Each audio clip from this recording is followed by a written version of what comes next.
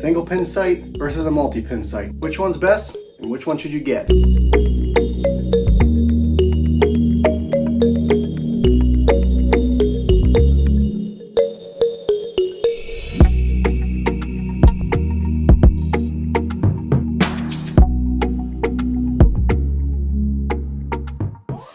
What's going on, guys? Welcome to the Boover Crew. If you're new here, hit that subscribe button. Also, if you find value in today's video, give it a like. And if you want to check out the sites that I talk about in today's video, check the links in the description. So there are single pin sites and there are multi-pin sites. Basically, today we're discussing which one is better and which one should you get for your application. I want to start off by saying there is none that is better than the other. A lot like fixed blade versus mechanical, I did a video on that. You can't really choose a winner because, again, it comes down to preference and what you prefer. So this is my first bow, my Mission Craze. I got a multi-pin on here, and then this is my VXR, my current setup, with a single pin on there. When it comes down to these two, like I said, preference really. Some people like having multiple pins and just having multiple yardages right there without having to dial or adjust the sight. They like to maybe be at full draw and have the option, if they're hunting, if that animal makes a move, to have all these yardages ready to go, and they just don't want to worry about dialing or anything. On the other hand, some people like me, I like to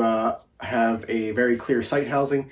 I don't want a bunch of clutter in there, and that is the main reason I switched from a multi-pin to a single pin. But aside from my biasness, we're going to talk about some pros of each of these as well as the cons. So pros of a multi-pin, like I said, it offers multiple yardages at any given moment. This particular sight is a 3-pin multi-pin, if you can see that. That means there are 3 different yardages that I can have at any given time. A multi-pin like this, I will dial in the yardages. Right here we have our elevation and our windage, and then if you can see right here, there are some Allen keys. You can actually use those to move the pins separately as well. Multi-pin, there is no need to worry about dialing, so some people like that. You just sight them in and you have your yardages ready. A lot of times these multi-pins are cheaper. You can get like some multi-pins, 3 pins like this for $15. There is a Trophy Ridge sight, I think it's the Volt, I believe. It is $15 and it's a 3-pin.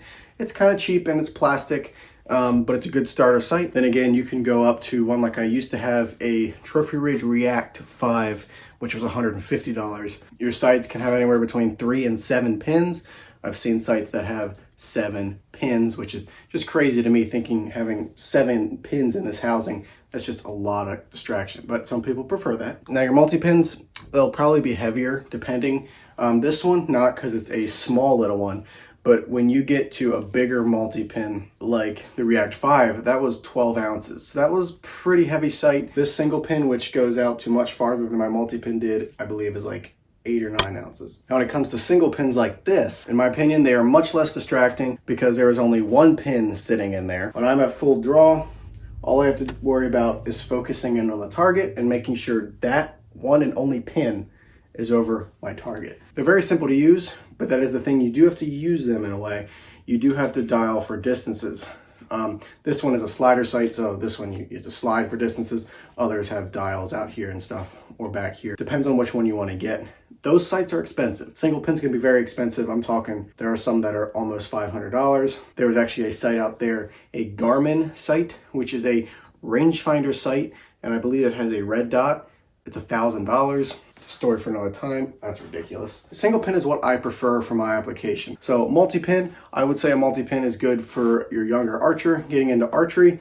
For someone who's looking to shoot some longer distances or maybe be a little bit more precise and a little bit more accurate, I think a single pin is a way to go. Then again, all preference, because you can still be accurate with multi-pin. So don't get offended if I don't agree with you. This is just my preference.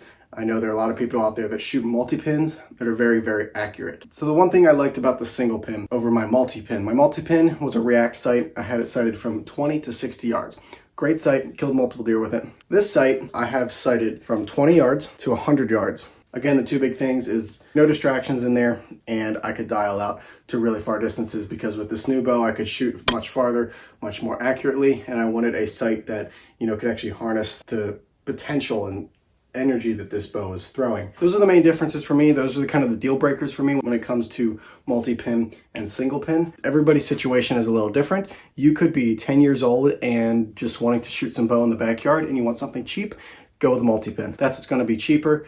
They're easy to set up too. If you are someone who's looking for maybe something a little bit more advanced, you want to shoot some longer distances, maybe you're tired of the clutter in the sight housing, go with a single pin. This particular sight was $85, so definitely on the cheaper side of single pins, and it's worked very well. It's all aluminum construction, so it's durable, but it's also pretty light, and it'll work well for any bow. So if you want a single pin, this is a good way to go. If you want a multi-pin, go to Trophy Ridge too. I really like Trophy Ridge sights because they make a huge line of sights for every archer. If you want to spend a lot of money, there is the Garmin rangefinder sight. I'll put a link in the description. It's $1,000. It's crazy, but it's got like a button, and you aim, press the button, ranges, and it literally gives you a red dot to aim with. So, you know, there's a lot of different options out there. Everything from $15 to $1,000, whatever you want to spend the money on. Thank you guys for watching.